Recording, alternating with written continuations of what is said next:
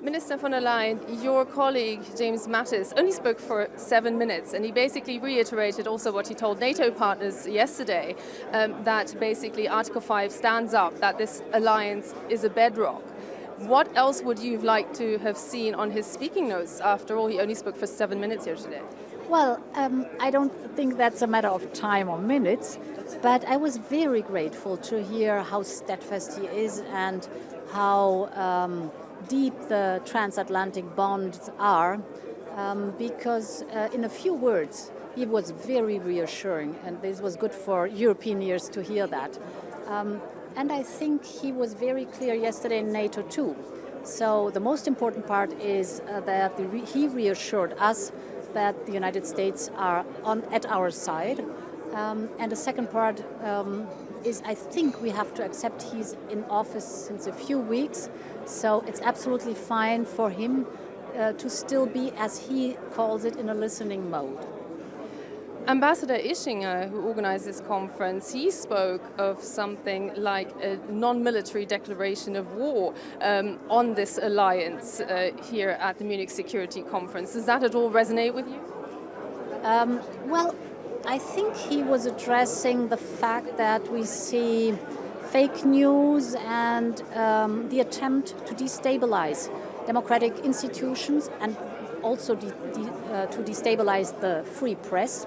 We have to be aware of that fact. This is strategic communication, and we have to dismantle these fake news and this strategic communication. We have to show the patterns. We're getting better at that. Yesterday in Lithuania, there was a classical rumor, fake news, trying to have a separation between the German troops and the Lithuanian population. Thanks God, we saw immediately that it was completely fake news, like the case Lisa in Germany. So people start to learn about fake news and are able to make up their own minds.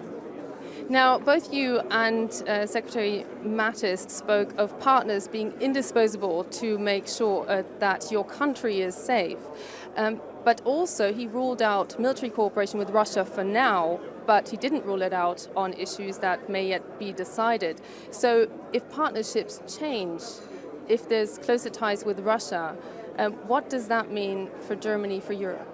Well, the most important part is that, and that's what I said in my speech, that we are 28 for 28, we stick together. And if we negotiate with Russia, which is in our common interest to have an acceptable relationship with Russia, it's us 25 who negotiate with Russia and not bilaterally. Without any doubt, there are problems in the world, like the question, how are we going to solve the difficult situation in Syria, that none of us can handle on its own. We need to sit down at an international table, and this includes Russia, but also, of course, the European Union or the United States of America. And therefore, this reassurance that we know who our friends are and on what side of the table we're sitting.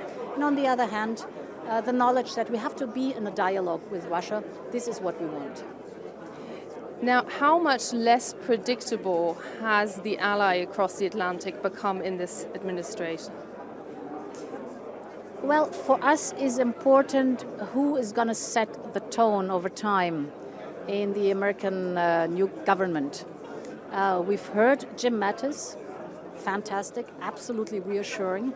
Tomorrow we're going to hear Michael Pence. I'm very eager to listen to him because I've never heard him before. And it's important that we see over time that those are the reliable personalities who shape the security policy of the American administration. We'll see. Minister von der Leyen, thank you very much. Thanks. Good.